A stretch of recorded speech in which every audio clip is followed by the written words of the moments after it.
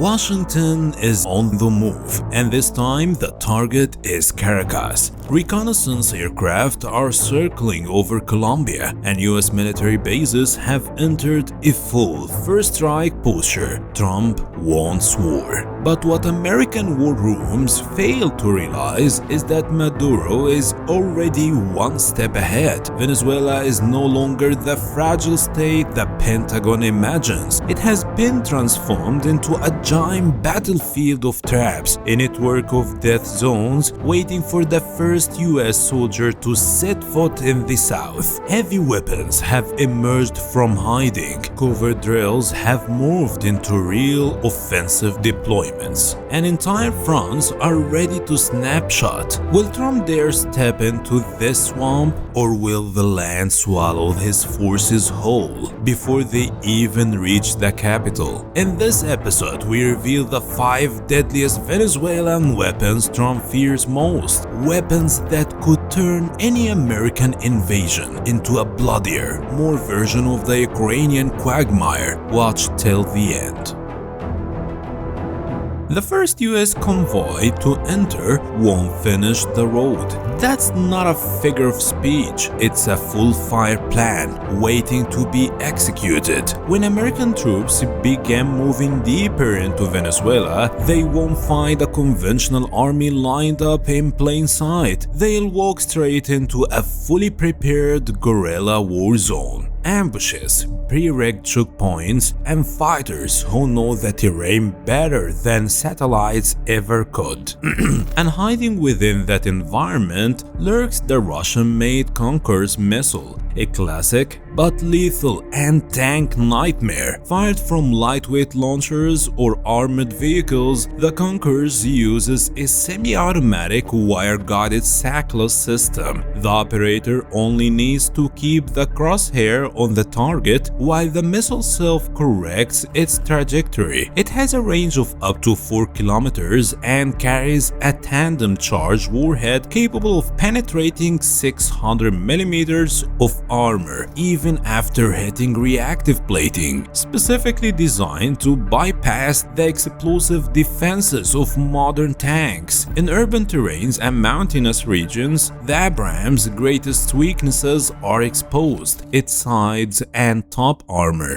These are the blind spots its own defense system can't cover. From rooftops or roadside pits, Conqueror's missiles can strike from above or from the flanks, turning US armored columns into sitting ducks without time to even return fire. But that's nothing compared to what some call the real nightmare in Maduro's arsenal, the Iranian-made Almas missile. Venezuela is believed to have received it in recent years, a heavily modified version of Israel's Spike missile, but with independent thermal targeting and an 8-kilometer range. Almas can be launched from any portable platform. It auto-locks, tracks, and strikes the target from above, where tanks and APCs are the most vulnerable. Once launched, the operator can relocate or vanish, perfect for hit-and-run guerrilla warfare where open engagements are suicidal. These same missiles were used to destroy Israeli Merkava tanks in the recent war. Ironically, the Merkava, with its global reputation, boasts stronger side armor than the Abrams. So imagine what happens when Abrams tanks roll into Caracas alleyways, only to be hit from above by Almas and from the flanks by Conquerors. These aren't just support tools, they are the spearhead of Maduro's plan to turn Trump's invasion into another Ukrainian-style disaster.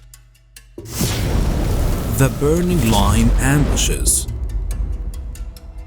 Even if some US units caved the anti-tank missile ambushes, what awaits them in the rear lines is broader, more brutal, and far less forgiving. This isn't about snipers or lone rockets, this is mass firepower. Entire regions become flaming death traps within seconds. Venezuelan rocket artillery doesn't wait behind borders, it hunts, it hits before the enemy enemy settles. At the front line is the BM-21 Grad, a Soviet truck-mounted launcher with 40 tubes of 122mm rockets, able to empty its entire load in under 20 seconds, devastating over 14 hectares in one salvo. More dangerous still is what Russia is believed to have provided: the 9A-52 Smerch, a monster firing 300mm rockets with high explosive or cluster warheads, reaching target up to 90 kilometers away. A single volley can flatten a logistics hub, a field airport, or an unloading armor battalion. And these launchers don't fire blindly, they are fed coordinates from drones and recon plans. Smart artillery capable of hitting before the enemy even knows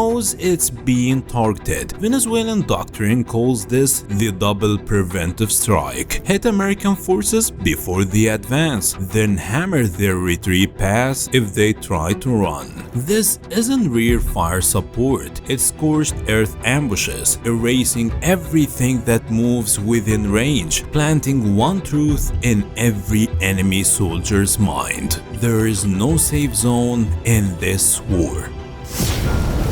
The mobile hammer.